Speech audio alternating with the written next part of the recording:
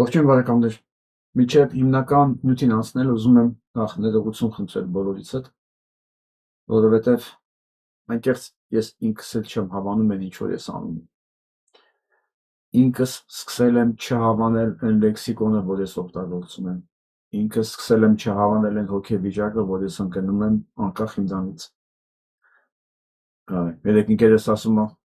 չես ուզում հանձնվածի նման խոսած, բայց այդ հիմա որ մաշված ես։ Չգիտեմ, գուցեև դրանից է։ Ես կողմից մտածում եմ մարդ լիներ մեր տեղը հիմա ճաքել էր, քար լիներ փշուր էր եղել։ Ես չգիտեմ, ես կամ մենք ոնց ենք իմանում։ Երևի այդ մաշվածությունը, որ եթե դա մաշվածությունը ընդամենը դա վերականգնվելի է։ Բայց հավատացեք, ես մեկ-մեկ մտածում եմ, որ կապ չունի ինչ ուզում լինի, ես իրավունք չունեմ հանձնվելու, իրավունք չունեմ ափերիցս դուրս գալու եւ օգտագործել բառեր, որ առօրյայի մի բառապաշարի մեջ երբեք չի եղել։ Երբեք։ Ես չեմ ուզում հարմարվեմ դրա հետ, որովհետեւ մենք կկորցնենք ամենակարևորը, մենք կկորցնենք մեր սեփական դեմքը, կնմանվենք իրանց։ Եվ դա կկորցնենք մենք։ Չէ՞ որ մեզ դիտում են տասնյակ հազարավոր մարդիկ։ Ես չեմ ուզում որ դա դառնա իրանց համար նորմալ, դրա համար ես ներողություն եմ խնդրում դեզանից։ Փորձեմ այսօր հնարավորինս կոռեկտ լինել գնահատականների եւ խոսքերից մեջ, ինչքան որ դա հնարավոր է, բայց որ սան լսում եմ, ես չգիտեմ սան ինչ ասում, երևի դուք ասեք։ Սերժ Սարգսյանը 0.5% կամ 10% անգամ իմանար, որ վերահաս եթե Սերժ Սարգսյանը 0.5% կամ 10% անգամ իմանար, որ վերահաս պատերազմում մենք գոնե ինչ որ մի հաջողություն ենք ունենալու, ինքը 18 թվականին չէր ճողոպրի իշխանությունից։ Բա Սերժ Սարգսյանը 18 թվականին ճողոպրեց իշխանությունից, որովհետև վստահ է, որ մենք պատերազմում պարտվելու ենք։ Սա ասում է այդ պատերազմի ժամանակ սպանված մարդ, սպանված զինվորի ծնող, որը միջև Սերժի սրտի պատգամավոր ստանալը Սերժ Սարգսյանին մեղադրում էր իր Աբգանի սպանելու մեջ, ոչ միայն Աբգան։ Ես ուզում եմ, որ հայ ժողովուրդը իմանա ու քաջ իմանա, որովհետև իրենք իմացել են, որ պատերազմը անխուսափելի է, որովհետև իրենց ամեն տեղից ասել են, որ պատերազմը անխուսափելի է։ Բա պատերազմը անխուսափելի է, դա պատերազմը գցեցին Նիկոլի գրպանը։ Բա կներես բալես, կներես որ քո հերը սա է։ Իրենք կանխելու փոխարեն փախան, մի հատ ծուղակել անփորձ նոր իշխանության առաջ դրեցին, վստահ։ Բա անփորձ նոր իշխանության առաջ ծուղակ դրեցին, է որ ասում էր նո, սպասեք, ես իմ զրոյական կետից եմ սկսում։ Իմ զրոյական կետից։ Որ անպատասխան թողեց արհամարհեց 19 թվականին նորմալ առաջարկը։ Անփորձ էր, այնքան անփորձ էր, որ անպատասխան թողեց Արցախի անկախության տարբերակը, անկախության թողեց անտերության մատնեց Արցախի հարցը առանց պատերազմ կարգավորելու հարցը, որովհետև անփորձ էր, բայց ասում էր մի խառնվեք, ինչ ուզում են էլ պայմանավորում։ Սա ասում է Աբգարի հայրը։ Կներես Աբգար, որ քո հայրը սա է, ինչ ասեմ բարես քեզ։ Ու մնացած բոլոր աբգարները, որ սպանվել եք սրանց ձեռքով։ Լինելով որ իրենք են հայ եւ ընկնելու են այդ ծուղակը, անդադար ասելով սրանք եկել են որ Արցախը տան, սրանք եկել են տալու, ես երիտասարդ իշխանություն ասում են, չէ մենք չենք տա, ու ավելի էին բանանում, ավելի էին մտնում այդ ծուղակի մեջ։ Հա, ասին չէ մենք չենք տալու, ու ավելի էին դրանով մտնում այդ ծուղակի մեջ, որ հետո ասեն, ես այն ժամանակ էի որոշել, որ Արցախը պետք է տային, ուղղակի որ ես ասեի, ինչ չէին թողի աշխատել։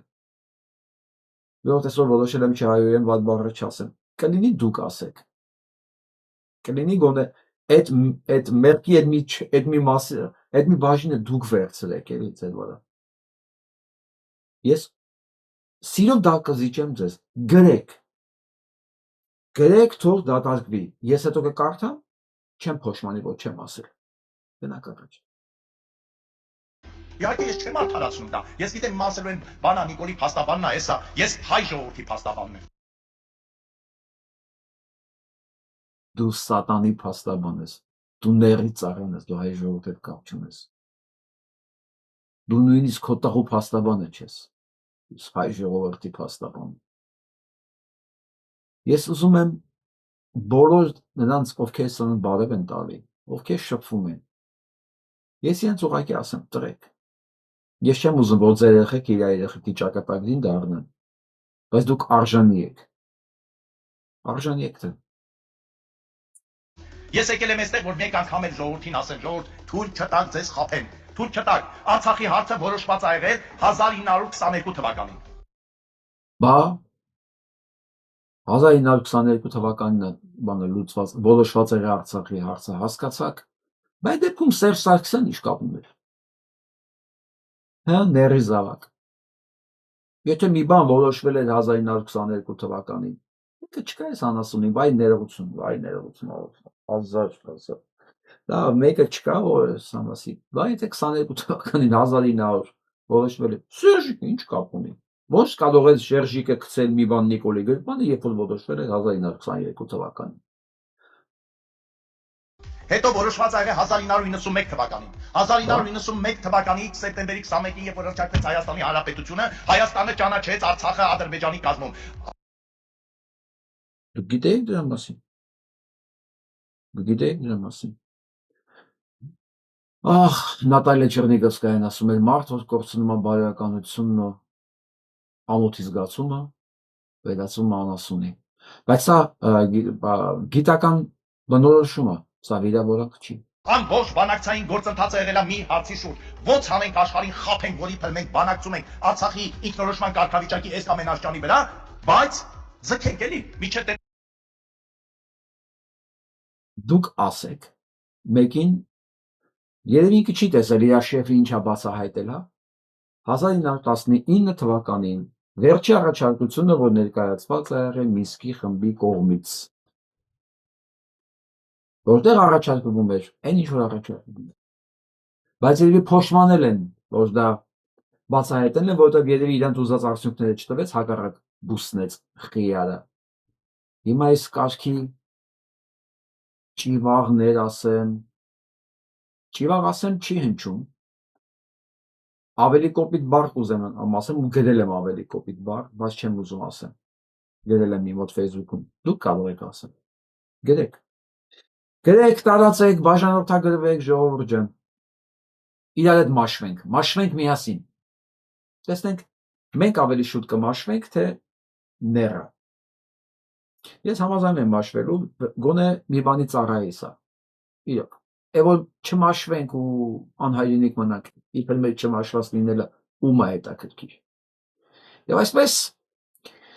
ուրեմն վերաքննիչ դատարանը մերժել է կառավարության բողոքը արձանագրելով 2020 թվականի ռազմական դրության պայմաններում հավաքների ազատության եւ իշխանությունների նկատմամբ քննադատության համատարած արգելքը եղել է ոչ իրավաչափ եւ չհիմնավորված, ստացվում է կառավարությունը ռազմական դրության քողի տակ ամբողջությամբ արգելել է հավաքները քննադատություններ առնչվել անհրաժեշտության կամ համաչափության հիմնավորմամբ։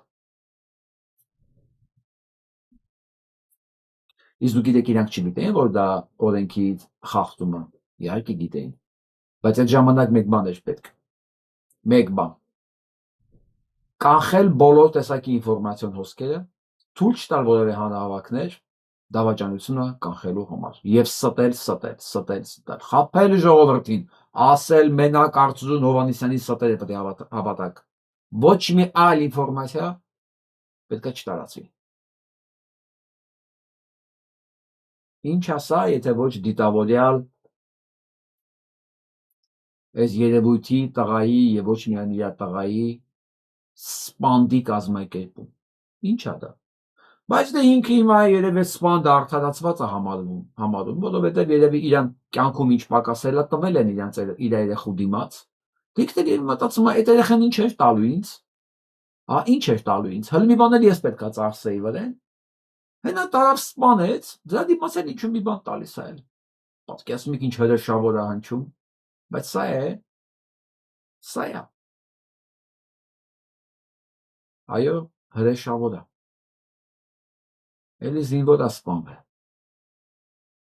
հայտնել, որ դեկտեմբերի 12-ին ժամը 16-ի սահմաններում հայտնաբերվել է զինծառայող Սմբատ Մհերի Կիրակոսյանի դին հրաձենային վնասվածքով։ Չի հստակեցրել նախարարությունը, թե որտեղ է հայտնաբերվել մարմինը՝ դիրքում, թե Զորամասում։ Քննչական կոմիտեն եւս չի տվել այդ տեղեկությունը։ Քննչականի խոսնակը Հայլուրի այդ հարցին հրաժարվել է պատասխանել։ Ուղղակի հրաժարվում են պատասխանել ու վերջ։ Բացատրություն չեն տալի։ Բայց կոմիտեն հայտնել է, որ ըստ նախնական տվյալների զինծառայողը ինքն իրեն ամրակցված զենքով կրակել է գլխին, նախաձեռնվել է քրեակ։ Այն գլխին։ Մեկը փորձել է ավտոմատով կրակի իր գլխին։ Մեկ պատկերացեք ավտոմատը, ասենց վերցնում է մեկը, ասենց հեռվում պահում է, որ խփի գլխին։ Ոչ մի բարձրաբանում չի տալի, բայց ասում է, տենց մոտապես տենց պետք է լինի, ավտոմատով ինքն իր գլխին է խփել։ Ընդ որում հետևի կողմից։ Սենց մի կերպ հարմարեցել է, սենց հետևի կողմից խփել է։ Կամ վարույթ։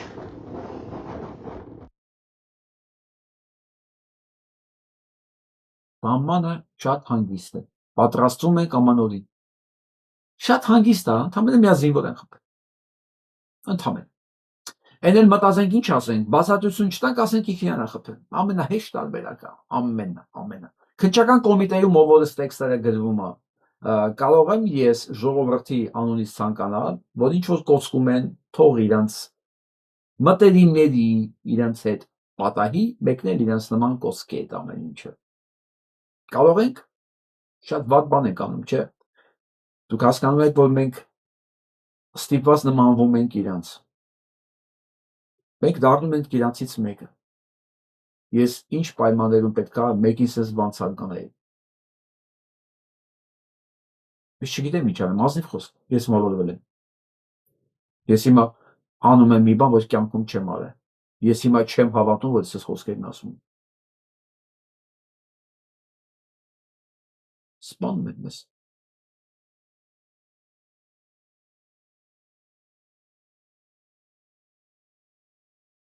Արցախցիները նամակով դիմել են վեհապարին, խնդրելով քննարկել Արցախի թեմի առաջնորդին թողելու հարցը։ Արդեն ճիշտ ասած վաղուց պետք է հարվածը լիներ։ Չգիտեմ։ Ինչ է միջև հիմա սպասում, ինչին է սպասում վեհապարը։ Վրթանես եպիսկոպոս Աբրահամյանի ինչու միջև մակարդալուց է։ Ինչու վեհապար։ Երանից ես մի հատ ֆոկուս լինել, ես կարողանայի հասկանալ դու ինչ ես ուզում ընդհանրապես։ Ինչ ես մտադիր անել։ Հոտիդ տեր կանգնելու ես։ Եկեղեցուդ տեր կանգնելու ես։ Միշտ դու տեր չես կանգնում։ Քո ու մեր բոլոր թշնամիներին, այսինքն ամենաբարձր ալիքներով թույլատրում են ամենավերջի ստերը խոսալ։ Լսենք ինչ ես։ Անտիլիասական թեմերում ամենայն հայոց կաթողիկոսի անունը չի հնչում։ Ուրեմն նշանակում է այդ պատարագը անվավեր է։ Իսկ լավ է, տեսանյութեր դիտենք նոր, տեսանյութեր։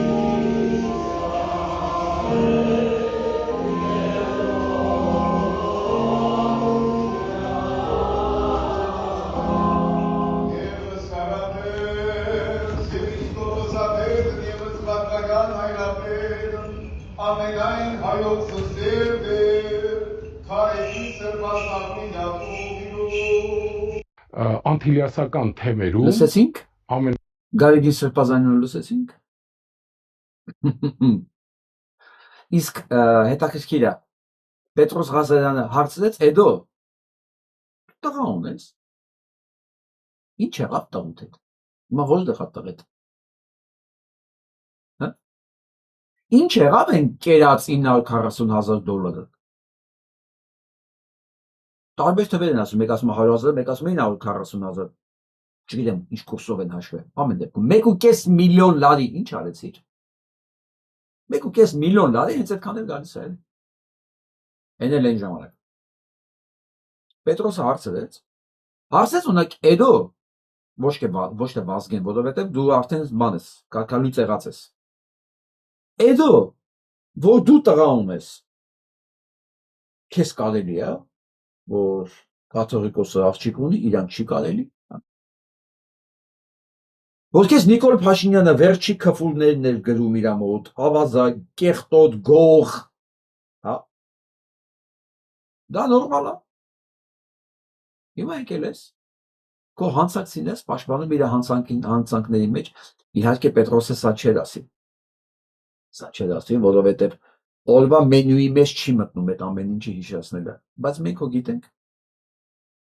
Մենք հո գիտենք։ Իսկ հարցրեց այն կնոջին չէր բռնաբարել։ Պետրոսը քեզ հարցրեց, էդո։ Թե համեկի տաղավարումը տենց բաներ հարցեր չեն տալիս։ Իսկ քեզ չասեց հələ պատմի, վզակոտի տալով ոնց Վրաստանի համայնքը քեզ վռնդես տարածքից։ Այդ պիղծ։ Օրինակ մեկը կարող է ասի, որ կաթողիկոսը անմեղ է։ Չէ։ Բայց ես հենց եմ պատկերացնում էլ, եթե մեկը քննադատում է կաթողիկոսին, առնվազն պետք է ինձ մաքուր ու լավը լինի։ Հիմա փողերի խարդախության մեջ մեղավոր է, ընդ որում մեղաձողը հենց այսօրվա իր վարչապետն է։ Ոչ անհիմն։ Իր քահանայի կնոջը բռնաբարողը, համայնքից վտարվածը, գող ավազակը, որ նաև զավակ ունի, դա ո՞նց կարա կաթողիկոսին քննադատել։ Այն մարդը ոչ մեկին բռնաբարել է,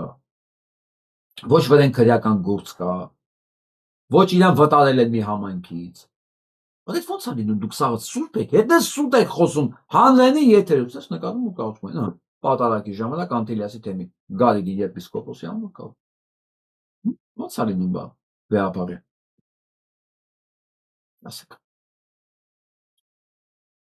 Իսկ հիմա ես եմ ուզում ձեզ ցույց տամ, այստեղ Լուսինե Հակոբյանն է, Երևան, Տիգրան Եգորյանի կինը։ Միջև այս ճակերտավոր տեղափոխությունները 18 թիվը ամուսիններով հայտնի են որպես քաղաքացիական դաշտի ակտիվ, ազնիվ, անկաշար, ասենք ասում, հա։ Ներողություն, քաղաքացիական հասարակության ներկայացուցիչ, ամուսիններով իրավաբաններ։ Հեղափոխությունից հետո ինչպես շատերը դարձան միանգամից իշխանության մտերիմները, բայց բարոյականները 20 թվականի պատերազմի այս հանգուցալուծումից, ժամանակավոր հանգուցալուծումից հետո հասկացան, որ մեծ մոլորության մեջ է եղել, բայց ոմանք մնացին ու մնացին ու մնացին։ Հիմա այսօր Լուսինեն ներկայացնում է իրենց հաջողությունները Եվրոպայում եւ ձեռքբերումները եվրոպական այս բանակցություններում որպես իրավաբան։ Ես հարցեր ունեմ իրան։ Մի քիչ լսենք, հարցերը տանք։ Բաղադրիչ են եւ շատ այլ գործընկերային համաձայնագրերում, որ Եվրամիությունն ունի տարբեր պետությունների հետ, սա նորություն չի։ Ինչպես է մեզ օգնելու հիբրիդային պատերազմներին դիմակայելու համար։ Եվրամիությունը ունի բավական մշակված գործիքակազմեր, դա այսպես լայն սպեկտր է գործիքակազմերի, սկսած ընտրական հանձնաժողովներին ցուցաբերած աջակցությունից, որպեսզի այդ հիբրիդային պատերազմների մասին։ Այո, օրինակ հիբրիդային պատերազմ կարող է լինել նույն հիբրիդային այսպիսի մի հարցակման օրինակ էր հենց Գյումրու ավականու Միջև Գյումրի ավականում խոսի, ես ասեմ, որ կառավարությունը արտգործնախարարը դիմել օգնության հիբրիդային պատերազմի դեմ պայքարելու եւ օտար երկրի ազդեցության գործոնը պակասացնելու համար փող ազդե 10 միլիոն եվրո։ 10 միլիոն եվրո տվեք եւ ոչ մի օտար ազդեցություն չի լինի մեր ընտրությունների վրա։ Ունդեղ տվել են։ Հասնում դա պայքարը հիբրիդային պատերազմի դեմ։ Իսկ այդ հիբրիդային պատերազմը վարչապետն է իրականացնում։ Ու ամենահետաքրքիրն է, որ դա համեմատել են, նույնականացել են Մոլդովայում տեղի ունեցած ընտրությունների հետ եւ որ պետք է Հայաստանին փրկել Ռուսաստանի ազդեցությունից։ Նայեք։ Ես ուզում եմ այդ Մոլդովայի հետ համեմատած մարդկանց աչքերի մեջ նայել, էլի, որտեղ ես վաղուց ապուշի աչքերի մեջ մոտիկից չեմ նայել ուղղակի։ Թե ինչն են ընդհանուր գտել Հայաստանի եւ Մոլդովայի մեջ։ Երևի այդ ապուշները տեղյակ չեն օրինակ, որ Մոլդովա ԵԱՏՄ անդամ չի։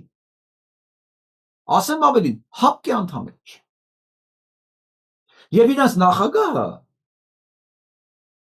Տիկին Սանդուն րոպե մեկ չի վազում Մոսկվա։ նույնիսկ Մոսկվայի վարչապետի հանդիպումներին չի գնում մասնակցի, KGB-ի շենքի ֆոնի վրա չի մասնակցում, չի նկարվում, Մայիսինի պարադներին չի մասնակցում, թե դուք ինքդ որտեղ ա տեսել նմանություն Հայաստանի եւ Մոլդովայի մեջ, որ Մոլդովայի օրինակով հիբրիդային պատերազմի դեմ Հայաստանին ուզում են օգնել, փող են տալիս, որ Նիկոլը ավելի կեղծի։ Ու հիմա տիկինը օրինակ աբերում Գյումրու ընտրությունները, բայց լսենք։ Երևի ինքն էլ դա չգիտեր։ Օրինակ ինքն երևի չգիտեր, հələ Մոլդովան ԵԱՏՄ անդամ չգիտեք։ Ոչ էլ հապկի։ Իսկ Նիկոլը 7 տարի է երկիրը պահում է հապկի մեջ։ Ու ինքն էլ ասում է, ոչ մի ԵԱՏՄ-ից, ոչ հապկից գնալու տեղ չունենք, ինչ Եվրոպա։ Մենք աներիք չունենք այնտեղ։ Բայց Տիկին Հակոբյանը հերքում է ասում, դեմա։ Կող լինելով կառավարությանը չի լսում կառավարությունը ինչ ասում։ Ասում է, չէ, իրանք չգիտեն ինչ են ասում։ Ես գիտեմ իրանք ինչ են ուզում։ Տեսնենք այդ Գյումրու ընտրություններից ինչ էր ուզում ասել։ Ընտրություններին ընդառաջ մեր այս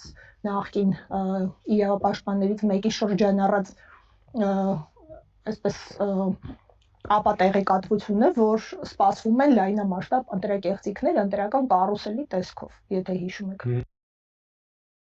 Ասում հիբրիդային պատերազմի տեսակը, որ ասել են, սպասում են լայնածավալ կեղծիքներ, ու դա հիբրիդային պատերազմի ձև է։ Հիմա տիկինը երևի կասի կեղծիք չի եղել լայնածավալ։ Լսենք ինչ ասում։ Եվ օրինակ Դանիել Իոնիսյանն էր հրապարակավ հերքում, որ այ օրինակ այդ կարուսել իրականացնելը ընդհանրապես իմաստ չունի, որովհետև Դանիել Իոնիսյանը հրապարակային հերքել է, որ կարուսել իրականացնելը ընդհանրապես իմաստ չունի։ Վերջ, եթե Դանիել Իոնիսյանը հերքել է, ու դրա համար $10 միլիոն փող է պետք, ուրեմն ոչ ընտրություն է եղել, ոչ կարուսել է եղել, ոչ էլ պրոբլեմ է եղել, ընտրակեղծիք է եղել այնտեղ։ Տեսնենք ինչ է, տեսնենք հետո ինչ է ասում։ Նույն կուսակցության քվեաթերթիկները բազմաթիվ են եւ օրինակ քվեաթերթիկ դուրս բերելը տեղամասից որևէ նպատակ չի հետապնդում։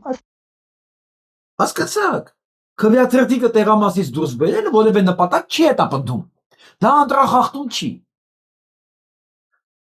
Որտեղ Դանիել Իոնիսյանն է ասել, իմաստ չունի կարուսելը։ Ու փաստը, որ ընտրատեղամասից բյուլետեն են հանում դուրս,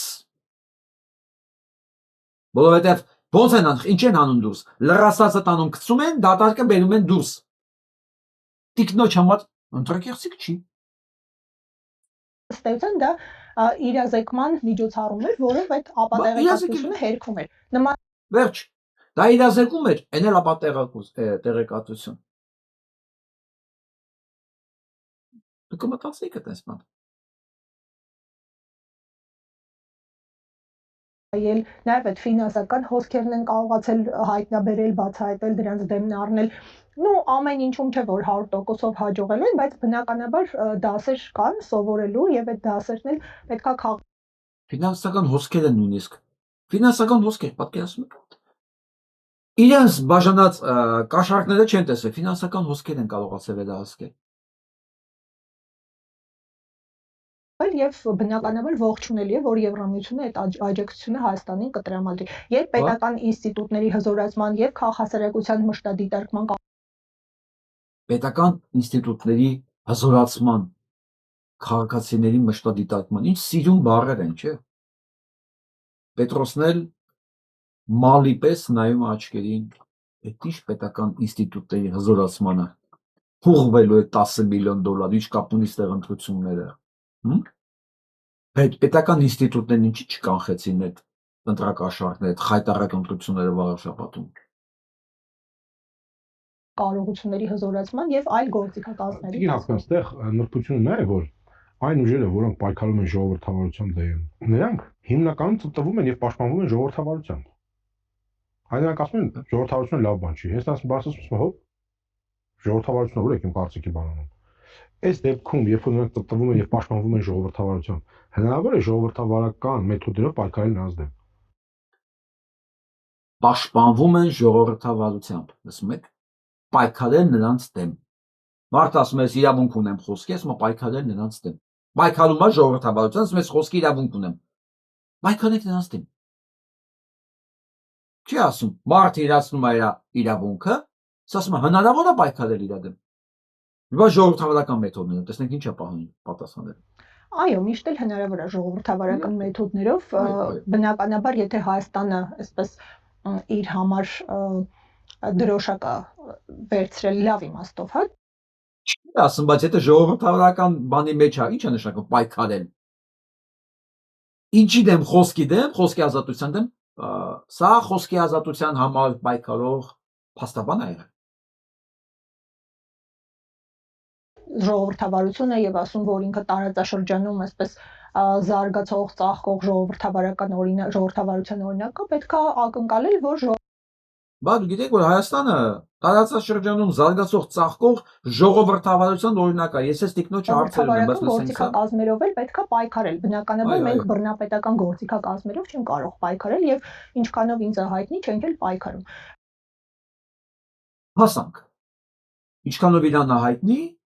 բռնատիրական գործերով իրանք չեն պայքարում։ Այսինքն տիգինը հենց հիմա ասեց, որ մենք ինչ որ անում ենք, պայքարում ենք ժողովրդավարական միություն, բայց ում դեմ ես պայքարում։ Ժողովրդավարությունը չի պայքարում։ Ժողովրդավարությունը ապահովում է մարդկանց խոսքի իրավունքը։ Ժողովրդավարությունը արգելի տիկին խոսքի դեմ պայքարելու համար չի։ Հակառակ, այդ իրավունքները ապահովելու համար։ Եվ բռնակալությամբ էլ, բռնատիրական գործիքներով էլ դուք չեք պայքարում երևի։ Գիտեք, քանի որ երկար էր, ես դրեցի մի հատ հարցաշար ուղեցի տիկնոջը։ Լեգիտիմ, ուղղակի ուզում եմ կարդամ, որովհետև այնքան շատ է, այս հարցտատ կմոռանամ էլի։ Մի քանի հարց Լուսինե Հակոբյանին։ Օրինակ, արդյոք դուք պնդում եք, որ Հայաստանը գնում է Եվրոպա ու չեք ստում հանրությանը։ Որովհետև մենք լսել ենք, չէ՞։ Միշտ ասել են մենք Եվրոպա չենք, մենք մտադիր չենք դուրս գալ ԵԱՏՄ-ից, եթե մենք ԵԱՏՄ-ից դուրս չես գալի, դու ոնց կարաս գնաս Եվրոպա։ Սա կառավարության հայտարարությունն է։ Գնում եք, հաստատ դու չես ստում։ Եվ պատրաստ եք հերքել կառավարության անդամներին, որոնք բազմիցս եւ հայտարարություններով եւ գործողությունները հերքել են դա արդեն, հա։ Կամ պիտի մեզ համոզեք, որ Եվրոպայի ճանապարհը անցնում է Մոսկվայով։ Դի համոզեք, որ մենք ճիշտ է մետրոյով ենք Եվրոպայի են գնում, բայց Մոսկվայով են գնում։ Չերեզ աշտարակ Մոսկվա։ Երկրորդը, փաստորեն Հայաստանում քաղբանտակյաններ չկան, դուք բռնատիրական գործիքներ չեք օգտագործում։ Այն լրագրողներին ոցեցելով ջարդելով տարան, այն մարդկանց որ փողոցներից մեծելով ջարդելով ձերբակալում են, 15 հատ քահանա 4 հատ եպիսկոպոս հույսով ձերբակալված է, հա, մնացածների մասները չեմ խոսում։ Սամվել Կարապետյանն է, որ բարյամը մեծ ձևով կանենք, կալանավորված է։ Չէ, դա բռնատիրական չի։ Լուսինե Հակոբյանը պնդում է, որ դա օրենքի սահմաններում է։ Հենց այս ժողովրդավարությունով էլ իր դեմը պայքարեցին, խոսքի համար դատել են ու սեփականած զրկում են, էլի ժողովրդավարական մեթոդներով, չէ՞, Տիկին Հակոբյան։ Սրանք հանրային են ուղղեց հարցերը, հանրային էլ պահանջում է պատասխանը։ Հանրային։ Իրենք ժողովրդավարական երկիր է Հայաստանը, որտեղ վարչապետը կարող է հայտարարել, որ ոչ մեկ իր կարծիքին հակառակ կարծիք չի կարող ունենալ։ Հա? Ու այս ժողովրդավարության կղզյակ Հայաստանը, ձեր նկատագրած, հա? Այնքան ժողովրդավարական է, որ վարչապետը ասում է, կարա մեկը լինի, որ հակառակ ինձ կարծիք ունենա։ Սա է ձեր պատկերացած ժողովրդավարական Տիկին Հակոբյան։ Արդյոք ձեր պատկերացրած ժողովրդավարական երկրում ԱԱԾ-ն կարող է պարտադրել քահանաներին պատարակի տեքստ խմբագրել ու տարբեր ճնշումներով որոշել, թե ով ու ինչ տեքստով պիտի պատարակ մատուցի իրենց վարչապետին։ Հա, դա է ժողովրդավարական ցուցիչ։ Դու բռնատիրական գործիքներ չեք օգտագործում, չէ՞։ Քո իմացած ժողովրդավարական երկրներում ինքն ասեց, ընդ ժողովրդավարական երկրներում քահանան չի կարող քաղաքական հայտարարություններ անել, քաղաքական շարժում անել։ Դուք ստում եք։ Դուք ուղղակի ստում եք։ Քաղաքական հայտարարությունը դա մարդու խոսքի իրավունքների մեջ է մտնում։ Հիմնարար իրավունքների մեջ, Տիկին, կամ ուղղակի խոստովանեք, որ դուք անգրագետ եք։ Բայց այդ դեպքում էլ ձեզ ներում չկա։ Եթե հանգրագետ եք, դուք ինչ գործ ունեք համեկում, դուք ինչ գործ ունեք այդ գործով զբաղվել։ Նշանակում է դուք ուղղակի մոլորեցնում եք, դուք ստում եք մարդկանց։ Ցույց կտաք ժողովրդավարական մի երկիր, որտեղ հոգևորականներին չեն թողում մտնել իրենց սեփականություն հանդիսացող տարածքը։ Հենց գնացեք ձեր ժողովրդավարական երկրներով, Եվրոպա, այնքան ասած Եվրոպա քունս տարավ։ Գնացեք հələ քթեք մի երկիր, որտեղ կարող է մինիստրը, կամ վարչապետը թույլ չտա այդ եկեղեցու քահանային մտնի այդ տարածք։ Ցույց տվեք այդպես մի հատ երկիր։ Ընդ որում ինքը նախաձեռնի դա ու դա իրականացի տեղի ոստիկանների ձեռքով։ Ցույց տվեք։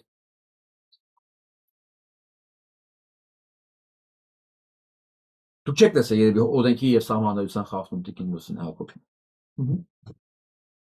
Արդյոք ձեր պատկերացած ժողովրդավարության սահմաններում են սպանում ընտրված օրինակ ընդդիմադիր համայնքի ղեկավարներին։ Հետո մյուսին ձերբակալում, որ ասում են մենք էլ Գյումրի թույլ չենք տա, որտեղ ընդդիմադիր տեխնացուները հաղթել են, կամ պիտի սպանեն, կամ պիտի ձերբակալեն։ Դա է ձեր ժողովրդավարությունը։ Ու այդ մասին պարզ ասելը։ Հետո փորձեն սպանությունը ոստիկանի ու քաղաքապետի, այդ համայնքապետի տանել բան խանդի դաշտ։ Ու դե ծածկադմփոցանել գնա։ Բայց այդ ընթացքում պարզվում է, որ այս պատվիրատուներն են իրար ընտանիք մտնում դոմբում դուրս գալի կներեք արտահայտությանս համար։ Աղբերը քրոջը, քրոջը քուրը աղբորը, աղբերը աղբոր կնգան, մի խոսքով։ ՔՊ-յավարի էլի։ Արդյոք ձեր պատկերացած ժողովրդավարության սահմաններում էր անցնում Վաղարշապատի ընտրությունները։ Դանիել Իոնիսյանը սրա մասին ինչ ասեց։ Լույսերի անջատելը, բոլոր տարբեր մարզերից ամբողջ ռեսուրսը ՔՊ-ին դեր բերելը, ձայների կեղծումները։ Դա էլ է, չէ՞ ժողովրդավարական։ Դե հղում արեք մի հատ դանչիկի գործողությունների վրա։ Արդյոք ձեր պատկերացած ժողովրդավարական երկրների մարշապետը կարող է պետության սահմանները որոշել եւ զորքին հրաման տալ հանձնել ռազմավարական դիրքերն ու ՀՀ տարածքները, հա։ Խնդրեմ, պատասխանեք։ Դա է ձեր ժողովրդավարությունը։ Դուք պարտավոր եք, Տիկին Հակոբյան, այս հարցերին պատասխանել։ Եվ դուք եւ ձեր ամուսինը։ Բայց քանի որ դուք եք հայտարարել, դուք պետք է պատասխանեք։ Արդյոք ձեր պատկերացած ժողովրդավարական երկրներում վարչապետը կարող է մարդուն զրկել իր տնից, տեղից, սեփականությունից ու այդպես էլ թողնել անպատասխան։ Ի վերջո որտեղով անցնում Հայաստանի սահմանները եւ ոնց կարող է այդ մարդու սեփականությունը լինել ուրիշ տեղ, բայց այդ ուրիշ տեղի համար Հայաստանը տար սեփականության վկայական։ Ու ասել գիտես ինչ ճիշտ է, ես եմ տվել սեփականության այդ վկայականը, բայց ես չեմ պաշտպանում քո սեփականության իրավունքները։ Հա, Տիկին Լուսինե։ Հարց եմ տալի, այս հարցի պատասխանը դուք ունեք ձեր ժողովրդավարական երկրներում։ Կա տեսփան։ 9-րդ, հասանք 9-րդը։ Արդյոք ձեր պատկերացած ժողովրդավարական երկրներում մարդու ապրելը, հայրենիք ունենալ իրավունքը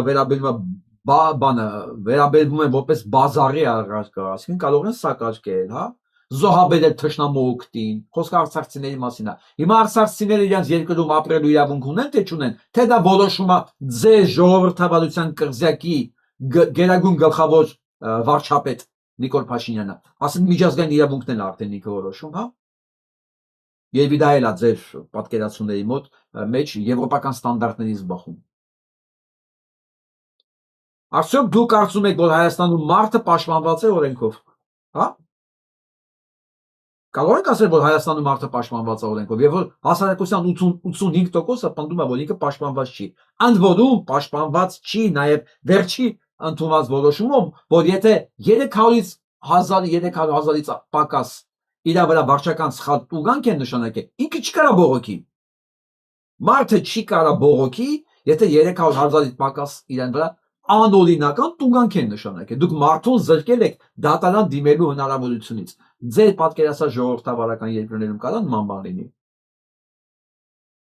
Եվ ի վերջո արդյոք քաղաքացիվա կարելի է նռնակ նետել, հա։ Հետո մի ամիս հետո օրինականացնել այդ նռնակների տեսակը, թե դա վտանգավոր չի, պատերազմական չի, դա թույլատրելի է մարդկանց վրա նետելը։ Եվ վերջի արդյոք դուք կարող եք ձեզ ազնիվ մարդ համարել, նախորդ տեղակ լինելով այս ամեն ինչի մասին, Տիկին Հակոբյան։ Տրամաբանական կլիներ, եթե դուք ըմբոստացած լինեիք այս ամեն ինչի մասին, փաստորեն, բայց ոչ, դուք ոչ միայն ըմբոստացած չեք այս ամեն ինչի նկատմամբ, այլև դուք ամուսիններով ծառայում եք այս հանցագործություններին, նույնիսկ ինչպես Պետրոսն է ծառայում այս հանցագործություններին։ Հələ Պետրոսը կարող ասի ես ապուշ եմ։ Ես հիմար եմ, ես ընդեմ այդ բանը գնդալիկ բոքոնիկ եմ դստած ընդե, բայց բոչկա, տուփ, թթվիկար։ Ես իրավաբանությունից բան չեմ հասկանում։ Իմ գործը է շեշտ դուրս տալն է, դրա համար քրեական պատասխանատվություն չի ասնում, բայց հա, մաքսիմում ճիպոտոb ծեծե։ Դա նոր բանա, չէ՞, դա մեթոդա։ Ռուբեն Բաբայանին մտցրած։ Ոչինչ, բայց այդ ճիպոտոb ծեծելը մեծ խնդրեմ չի։ Բայց դուք հասկանում եք, որ սա քրեական պատասխանատվություն է ենթադրում։ Այն ինչ որ ես բան արեցի, ցիտեցի։ Ու դուք իրավաբանները դու դա ներկայացնում եք որպես ժողովրդավարական գործիքներ։ Երկուսը ամուսիններով։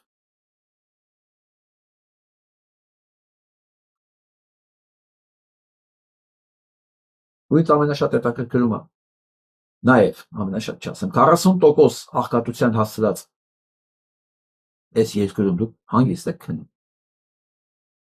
Հանգիստ եք քնում, որ Էներ Շիրակի մարզում 70% աղքատ է։ Ծայրահեղ աղքատ։ Հուսով եմ ձեր երեխաները կուշտ են եւ գլխի տանիք ունեն։ Ի տարբերություն այս երեխաների։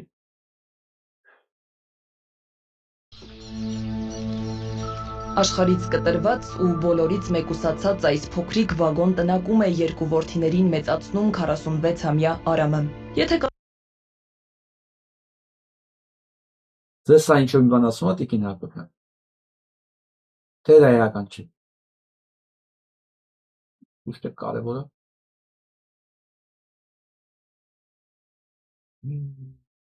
Եվ ի վերջո, ես ինչքան հիշում եմ դուք էլ եք պատրաստվում պահանջում Սերժ Սարգսյանից դատաիրավական համակարգի փոփոխություններ եւ դրա համար էր կոչված հեղափոխությունը։ Դուք ստացաք ձեր բարեփոխված դատաիրավական համակարգը։ Թե արդեն էական չի։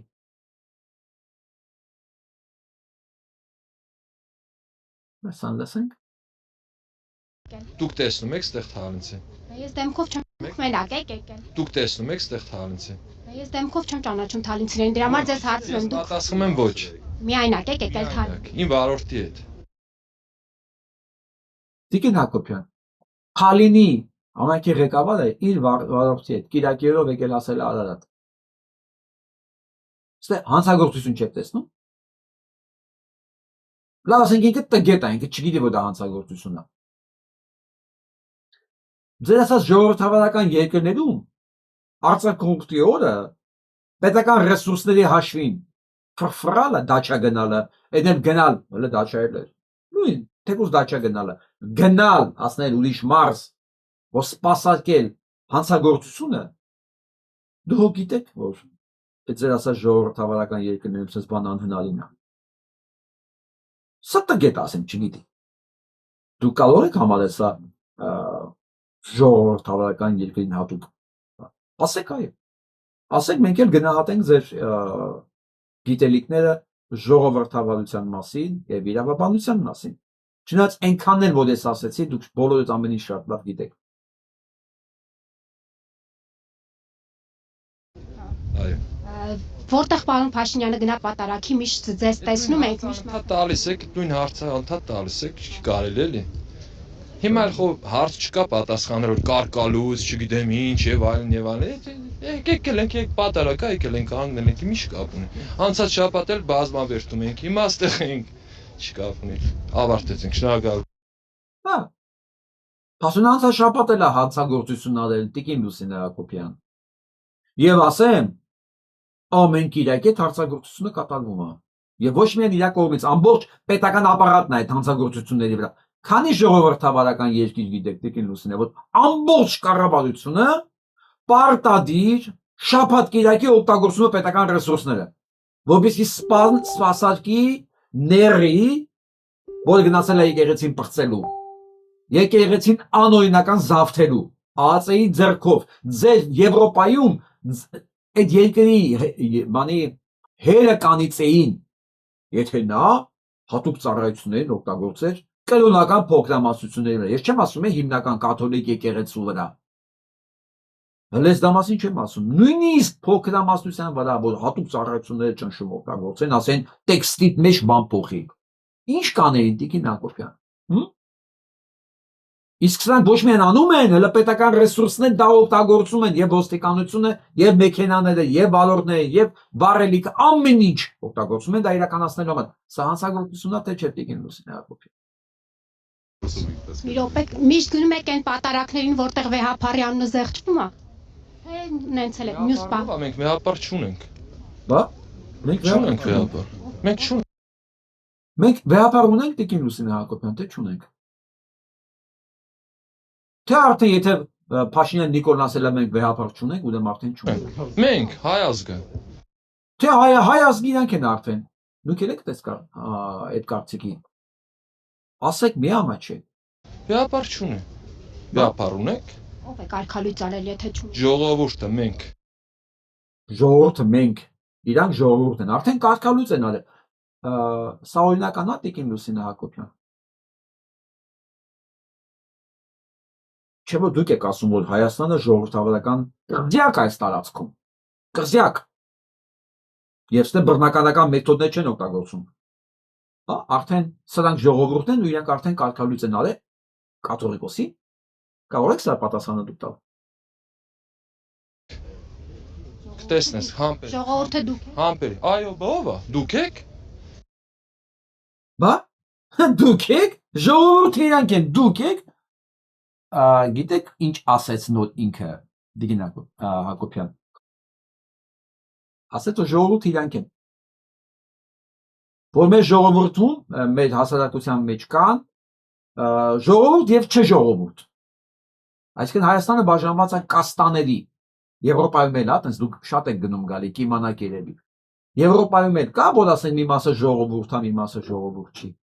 Մի մասը խառնակիչ է, ինչպես ասում է տգետը։ Դուք եք։ Դուք խառնակիչներ եք։ Հա։ Եվրոպայում այտենց, Եվրոպայում էլ այտենց, հա։ Մի մասը խառնակիչներն է, իշխանությունը ժողովուրդն է։ Հա, եւ որ կարող ամեն ինչ անի։ Ինչ ուզի անի, կաթողիկոս անի, նշանակի, պետության բյուջեն ոնց ուզում է օգտագործի, օրենքները ոնց ուզում է մեկնաբանի, իրականացնի ինչ ուզում է, դուք լավ կիմանաք, դուք Եվրոպա շատ եք լինում։ Ես վաղուց չեմ եղել։ Երկու բան փոխվել։ Երկու տարի չեմ գնացել, կամ մի տարի չգիտեմ։ Ասեք, լուսավորեք մեզ։ Քանի որ այսօր դուք եք պետությունը ներկայացնում որպես ժողովրդավարության կղզյակ, ասում են, կա հանրային պահանջ տրանսպորտում վերահսկողությունը ավելի խստացնելու ու 24 հաստիկ եւս ավելացնելու։ Դուք իմանաք, կա տենց հանրային պահանջ։ Թե ասենք, եթե ժողովուրդը իրանք էլ ապահովում են հանրային պահանջը։ Ճիշտ եմ հասկանում, որ դա լոգիկայի մեջ է։ Հա, ճիշտ եմ հասկանում, որ 150 դրամ ավելացեցին, այդ 50 դրամ ավելացեցին, ավելի լավ տրանսպորտ ստանան, բայց տեսան չի լինում։ Սեսին աշխատողների տուգանողների քանակը ավելացնել, հալան ավելացնել ու մնաց նույն ավտոբուսները, նույն խցանումները, նույն իրար գլխի նստած աշխատանքի գնացող մարդիկ պայմանները։ Տեսնում եք, ես այսօր հələ որ բան չեմ ասել, մի անգամ եմ ասել։ Աշխատումը չջրանում եմ։ Իրանց չնմանվեմ, էլի։ Հա, Տիկին Լուսինե, կարող եմ ենթադրել ասեմ, որ եթե ժողովուրդը իրանք էլ ապահովում են հանրային կարծիք։ Բա խառնակիչներով չէին ապահովելու հանրային կարծիք։ Կա հանրային պահանջ։ Եվ այդ պահանջը գալիս է Նիկոլից ներքև։ Հանրային պահանջ կան նաև այս արձանը դնելու, այս այլանդակությունը,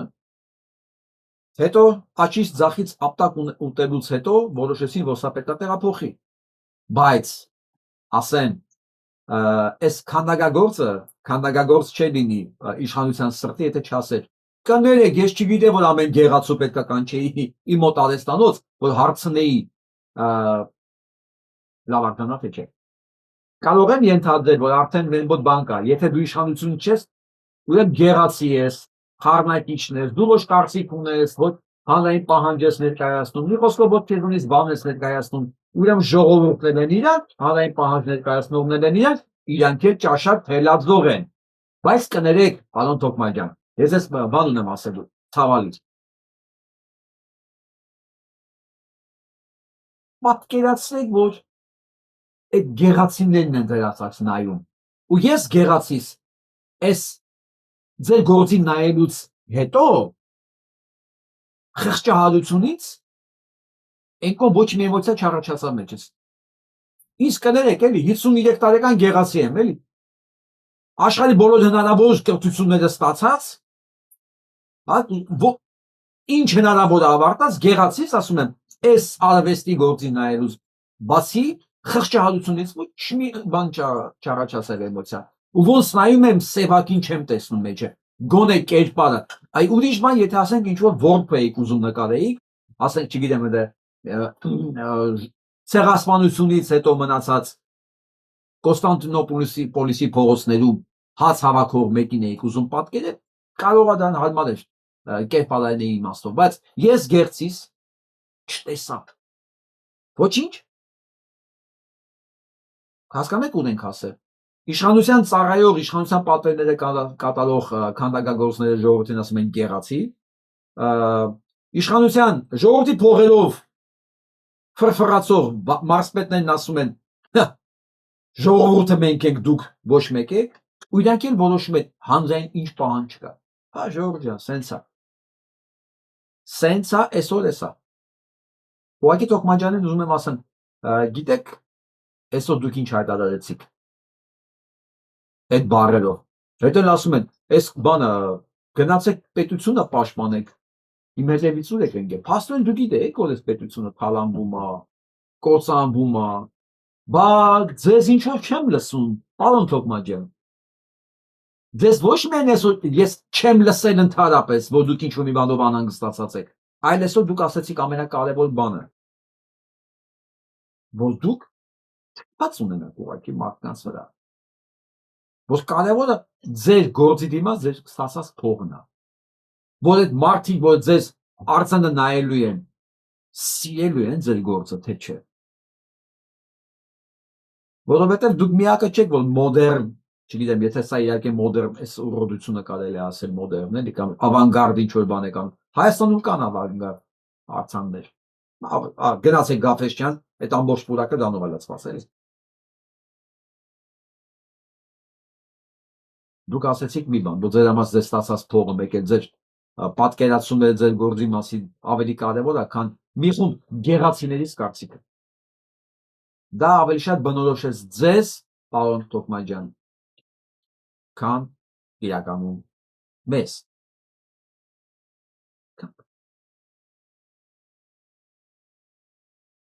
Շճիպոտի մասնագետը պարզվում է իր անձնական բաներն ուներ, հետաքրքրություններն ուներ, մեզ բոլորիս շճիպոտը հարելու։ Դե ինչի՞ չէ, որ ինքը գեղարվեստական ղեկավարն է, տաղուներ սարքելա տնօրեն, փաստորեն, սա է գինը։ Տուր բալիկիս տնօրենի պաշտոն, եւ ես կդառնամ քո անձնական ճիպոտահարողը։ Ով ամբողջամբող խոսա, ես պատրաստ եմ քո խաթր անցնեմ բոլոր բարոյական սահմանների վրայով, մոռանամ իմ կոչումը, որ ես կոչված եմ երեխաներ դաստիարակելու, եւ երեխաները չեն հասկանում ինչ նշանակում ճիպոտ։ Որտեղ ճիպոտ մենք պատմության մեջ երկու դեպքում ենք օգտագործել։ Մեկ Տեր Թոդիկն է օգտագործել իր կրթական համակարգում, բայց դա բառոցել 200 տարի առաջ էր։ Մեկ էլ ճիպոտ առայսօր օգտագործում են սադոմազոխիստներ իրենց սեռական արկածների ժամանակ։ Դե հիմա ընտրի այս երկու մեջ դու որտեղ ես կանգնած։ Բայց այսօր իմացանք ամեն դեպքում գինը որն էր։ Ավինյանն առաջարկում է կանաչապոտում Երևանից դուրս։ Բա հասկացա, Երևանի ծառերը պետք է փրկել, այս օդը շնչի երևանցին, այս օդը կանաչապատում կանենք Երևանից դուրս։ Տիկին Հակոբյան Լուսինե,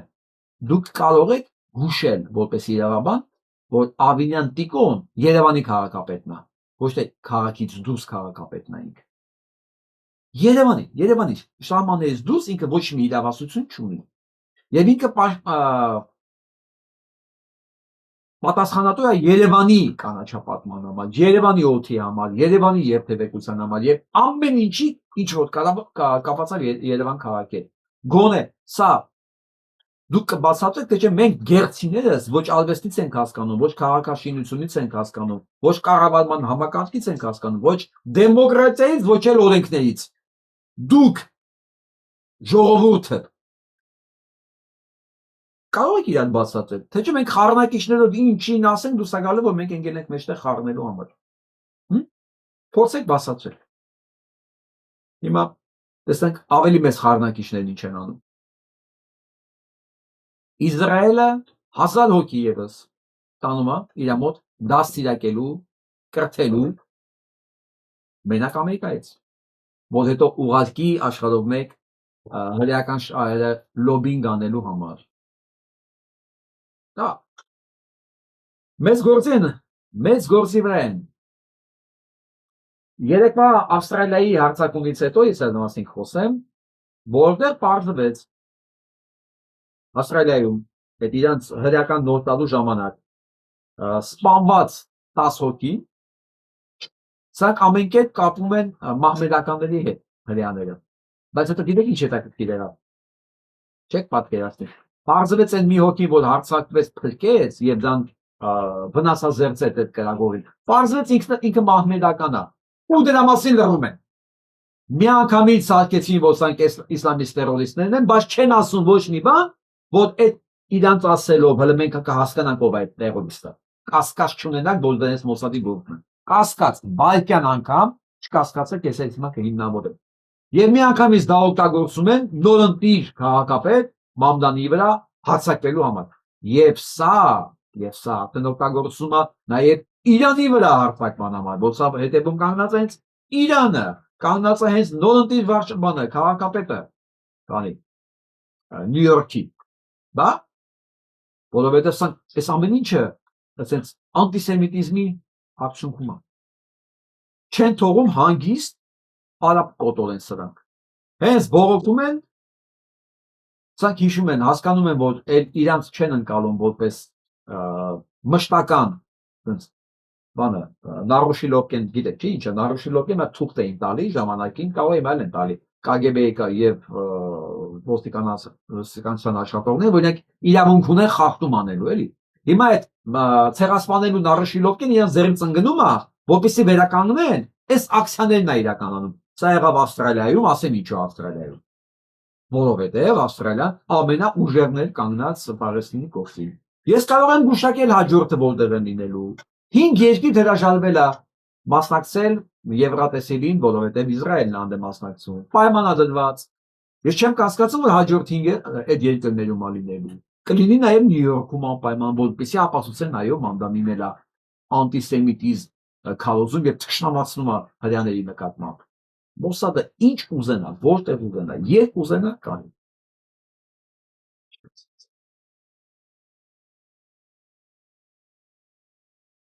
Եվ գիտեք ինչ են գտել, իսլամիստների դրոշակն են գտել, այնտեղ, բա, գիտեք, նույն ձևով, այն օդանավերը, որ եկան խփեցին ամերիկյան այդ երկնակերերի, գտել են այդ օդաչուների անձնագրերը, ուրեմն ամեն ինչ վառվել է, օդանավը վառվել է, մարդիկ այնտեղ դիակներ չեն գտել նույնիսկ, պատկերացնում եք այդ երկու երկնակերերը հալվել էին, հալվել, բայց օդաչուների անձնագրերը գտնվել էր։ Այ հիմա նույն ձևի, նույն սցենարով, ես ես նայում եմ, ասում եմ, մի քիչ օրիգինալ եղեք էլի գոնե այս անգամ։ Այս անգամ էլ բանա իսլամիստների դրոշակն են գտել, հա։ Նամակել գտած կլիներ միտեղ գրած։ Հիմա իրանց լսեք ինչ են ասում բոլորին։ Նայ։ Anyone who gets in the way, it doesn't matter where they are, even if they are politicians in the West, they are going to fall. Ասում ով մեր առաջ կանգնի, մեր առջև կանգնի, կապ չունի որտեղ է, կապ չունի ինքը ով է, կապ չունի որտեղ է ապրում, Իսրայելի մուտքում։ Ընկնելու են իրանք։ Ես ասում եմ մի վարք են ասում, դուք սպանելու եք, թե քաղաքականապես եք իրենց վերացնելու, ինչ ես ասում։ You saying Israel will murder politicians in the West or get rid of them politically? What do you mean? Նայեք, ցինիկ ժպիտը։ Գիտեք ինչ է նշանակում։ Ինչ ուզենք կանենք։ կմտածենք, դե դեռ չի։ Politicians will fall.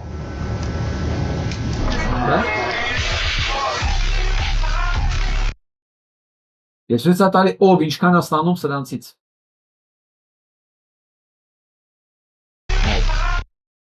Երկար 30 միլիոն հայպագից փողաստանում մենակ Դոնալդ Թրամփը։ Կամալա Հարիս 9 միլիոն 403,000։ Չակ Շումեր Նյու Յորքի նահանգապետն է 1 միլիոն 727,000։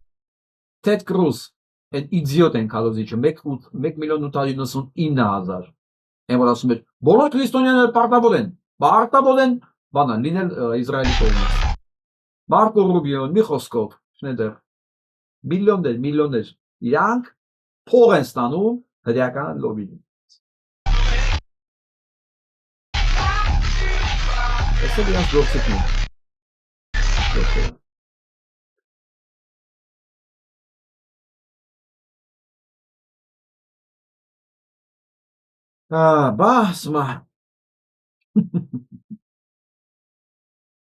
Ասма հրեական բան արել կանգնեցրել հրեա այդ մարդասպանին բա սրանք հայտարարել են որ հրեա է փրկողը մնացած հրեաներին բայց փաստացի դա եղել է մահմեդական սուտը սրանցից ասում հայտարարում են այդ փրկողը մահմեդական է ինտերվյու է տվել բան է տվել բայց միանգամից հրեաներին սպանողը մահմեդական էր փրկողը հրեա էր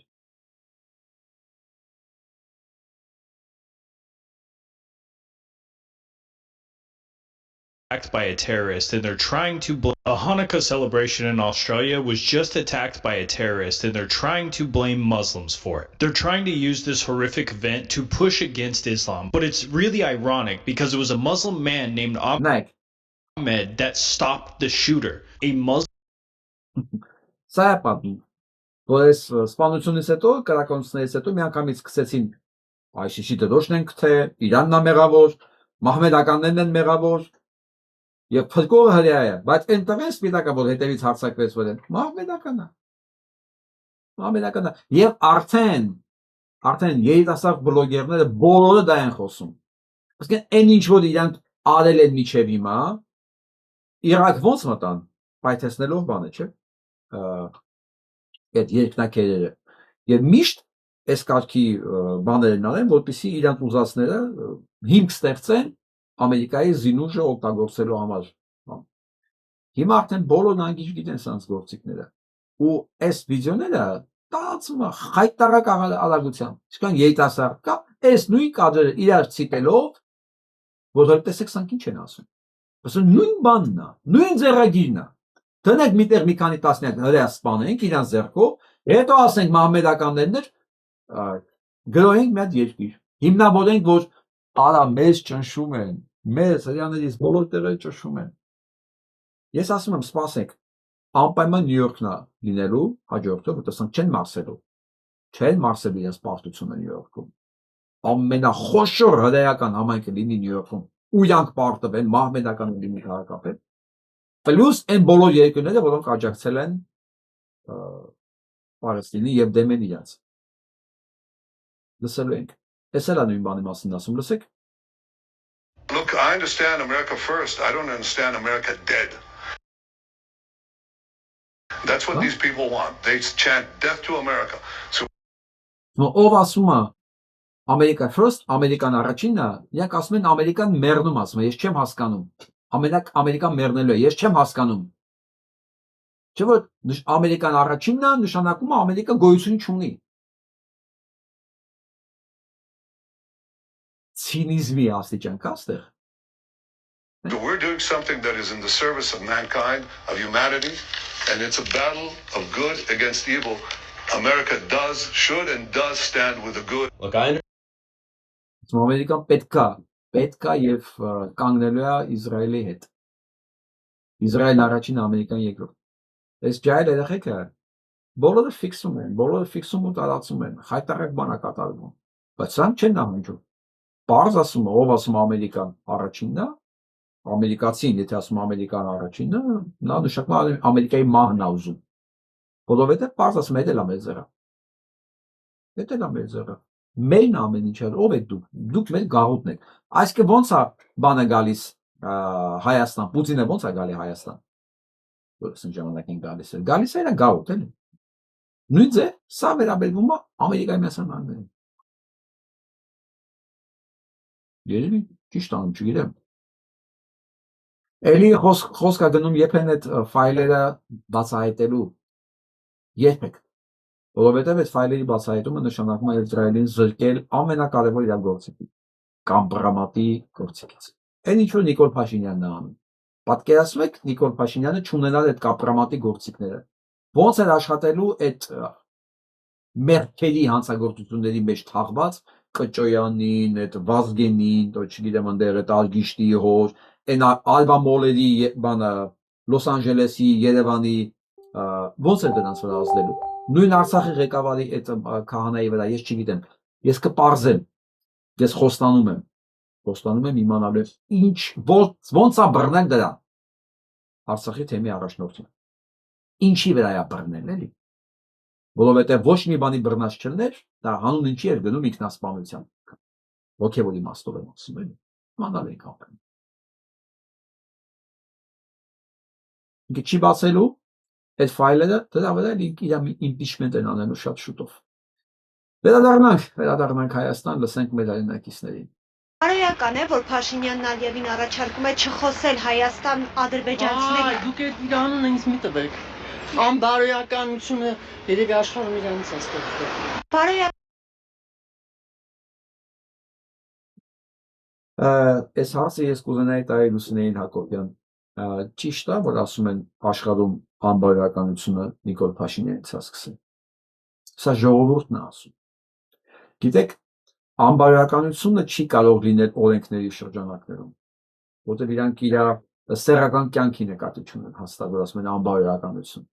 Անբարոյականություն նշանակում է ի նկատի ունեն ամբողջ գործունեությունը, ամբողջ, քաղաքական, հասարակական, քաղաքական, որը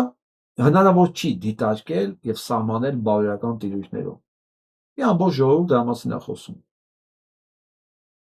Նշանակում է տակը մի բան կա, չէ։ Ոչինչ որ դուք չեք տեսնում։ Բարոյական մասը, բայց գոնե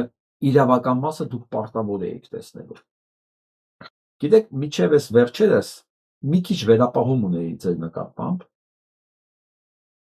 Չարություն հիմա էլ չունեմ, ափսոսս է գալիս։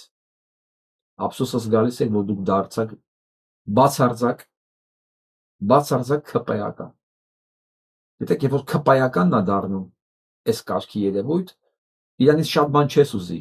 որովհետև ծնունդով տգետ, չտես, ուսապարկ, իրանից ոչ մի բան չներկայացնող, որ ինչ որ մի ձևով այսօր եկել է մարզպետա դառել, չգիտեմ, հանձնաժողովի նախագահ դառել, որ նույնիսկ չգիտի կրթություն ինչի համար է, որ նորմալ ընդունում, որ իրանք կանան վաղը SMS-ով անեն շպրտեն դուրս, դա այդպես մարդկանց համար այդ ամեն ինչը նորմալ է։ Եվ որ այդ տեսակն է ընկնում այս բաների մեջ, դու հասկանում ես, բայց երբ կիրթ մարդն է ինքնակամ գնում դրա, դու հասկանում ես, որ դա իր ընտրությունն է եղել, բացարձակապես իր ընտրությունն է եղել, եւ ոչ մեկ չէր կարող այդտեղ ասել, գիտես ինչ, այ դու պետք է գաք ստեք ստեղ, դու պետք է ոչ մի բան չնկատեք, որ ձեզ թողենք զբաղվեք իրավաբանությամբ կամ իրավագիտությամբ, չէ։ Ինչ որ դուք հիմա անում եք, դա անում եք ձեր բացարձակ կամքով եւ գիտակցաբար։ Ես ձեզ ասում եմ, որ դա չի մոռացվելու, դա չի անտեսվելու, դա մենք չենք կարող չնկատել։ Եվ պետք է ասեմ, որ Նիկոլա հավերժ չի։ Իսկ հիմա դուք գոնե հասկանում եք, որ Նիկոլա հավերժ չի։ Իսկ եթե Նիկոլա հավերժը նշանակում է դուք ապագա չունեք։ Դուք, ես, բոլորս։ Ես հարցման վերջում, ես սա եմ ուզում ձեզ ներկայացնել։ Ֆիլմ նկարել։ Ժողովուրդ, որ պատահական տեսա, որ պրեմիերան կայանալու է դեկտեմբերի 12-ին։ 19:20 Արմեն Տիգրանյան 19 հասցեով։ Վայրը ինչ-որ բարձունք կենտրոն, տենց է կոչվում, և այդ բարձունք կրթական շարժումն են հենց նկատել է ոնց որ, ու սա ֆիլմաշարը առաջին մասի պրեմիերային են ձեզ հրավիրում։ հայոց պատմություն։ Ինձ սա ձեզ ցուցադրելու, սա մասին խոսելու համար ոչ մեկ չի խնդրել։ Ոչ մեկ ինչ չի ասել սա մասին։ Ես որ տեսա, ես ուրախացա եւ փորձեցի իմ մասով օգտակար լինեմ նախաձեռնության։ Ես հենց չեմ տեսել ֆիլմը, չգիտեմ ինչի մասին է, բայց ուզում եմ շնորհակալություն հայտնել այս նախաձեռնողներին։ Ես վստահ եմ, որ լավն է լինել։ Մենակ այն հանգամանքը, որ ի հեճուկս Ների եւ նրա հետևորդների ֆիլմը կոչվում է հայոց պատմություն, ու սկսում է հայկից։ Ես վստահ եմ, որ լավ բան է լինել։ Նույնիսկ եթե լավ չի, կարևոր բան է ինքը, նույնիսկ եթե թերություններ լինի նկարահանվածի մեջ, չեմ ուզում քննադատեմ, ինչ որ մի բան այն չլինի, արդեն իսկ նախաձեռնությունը արդեն հիշացում է այդ մասի, հայոց պատմության, Հայկը Նահապետ եւ սա ֆիլմաշարը, որը շատ կարևոր է։ Արդեն լավ։ Նույնիսկ եթե ինչ-որ թերություններ լինի, ես չգիտեմ, ասպաստա չլինի, կարող է շատ լավ ֆիլմ է, բայց նույնիսկ եմ ասում, ինքը նախաձեռնությունը արդեն շատ լավ է։ Եվ ցանկացած մեկը, ով մտածում է նման նախաձեռնություն իրականացնի, կարող է միշտ վստահ լինի, որ ես իր կողքը կանգնած եմ։ Ինչով կարող։ Թեկուզ պոլիմերային մարդկանց հրավերել։ Դա իմ ուրախությունը կլինի եւ հպարտ կլինեմ։ Ինձ համար դա շատ կարևոր է։ Մենք բոլորս անում ենք նույն գործը։ Համը մեկս ուղղակի մի մասով եւ ես իմ պարտավորվածությունն եմ զգում իմ վրա օգտակար լինել ձեզ բոլորիդ։ Այնպես որ շնորհակալ եմ Բարձուն կենտրոնին կրթամշակութային, չգիտեմ ինչա, շարժում, հա, կրթական շարժում։ Հուսով եմ որ կարժանանանք այս ֆիլմը դիտելու։ Այնպես որ սիրելի ոչ թե հետևորդներ, համախոհներ, կարող եք գնալ ամսի 18-ին, 15 շաբթի անվերում, ժամը 7:20, 19:20 Արմեն Տիգրանյան 19 հասցեով։ Տեսնենք ստեղին ինչ կա։